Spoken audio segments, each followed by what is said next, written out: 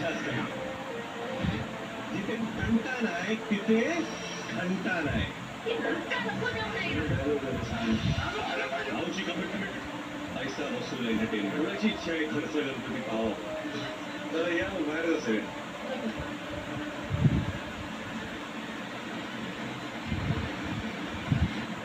नवा सीझन नवी सुरुवात. मी रितेश विलासराव देशमुख तुम्हा सर्वांचं स्वागत करतो टेलिव्हिजनच्या सर्वात मोठ्या शो मध्ये ज्याचं नाव आहे बिग बॉस मराठी. कोण एअर आहे तर कोण फायर आहे. पण आपल्याशी कोणी ओव्हर स्मार्टगिरी केली तर तो घराच्या बाहेर आहे. काय म्हणाल तुम्ही?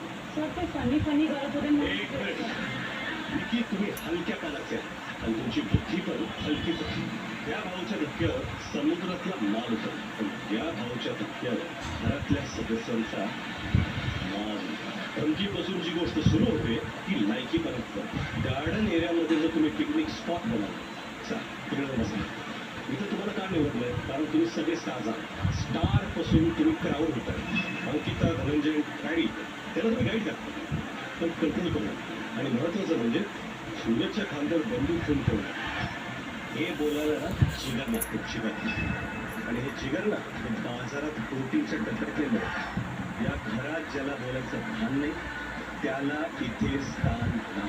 हा तर फक्त ट्रेलर आहे. आगे आगे देखो होता है क्या बॉस. यंदा बिग बॉसनी एका प्रेक्षकाला या घरात एंट्री दिलेली आहे. हे प्रेक्षक आहेत पंढरीनाथ कांबळे. लूक देऊ नका मला भंडाराची. महाराष्ट्राची अपेक्षा होती की या घरात एक वाईल्ड कार्ड यावं आणि त्यांनी एक अख्खा गेम पलटवला. तुम्ही वाईल्ड कार्ड म्हणून आला नाही तर माइल्ड कार्ड म्हणून आला. फक्त दोन जागे जोकर आहे. एक सर्कस मध्ये, दुसरा जोकर हा पक्क्यातला असतो. म्हणजे एकीकडे एंटरटेनर आणि दुसरीकडे गेम चेंजर. त्यांच्या आता नाटकं पण माझ्या समोर तर करायचे नाही.